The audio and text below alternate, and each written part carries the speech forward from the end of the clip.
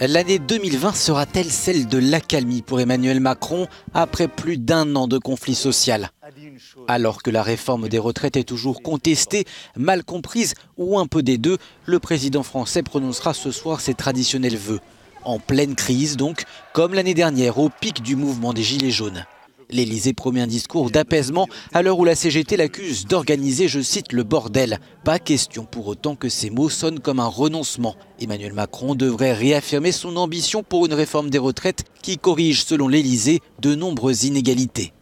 Autre possibilité, un aménagement de l'âge pivot à 64 ans, une mesure pour inciter les Français à travailler plus longtemps qui suscite l'ire des syndicats, y compris celle des réformistes de la CFDT. Emmanuel Macron va donc, semble-t-il, ménager la chèvre et le chou. Une prise de parole qui survient après quelques semaines de discrétion. Emmanuel Macron a laissé son Premier ministre en première ligne, comme le veut en pratique la répartition des rôles sous la Ve République. Le chef de l'État s'était contenté d'appeler les grévistes à une trêve de Noël le 21 décembre lors d'un déplacement à Abidjan, en Côte d'Ivoire. L'année dernière, Emmanuel Macron avait accordé 10 milliards d'euros d'aide et renoncé à la taxe contestée sur le carburant.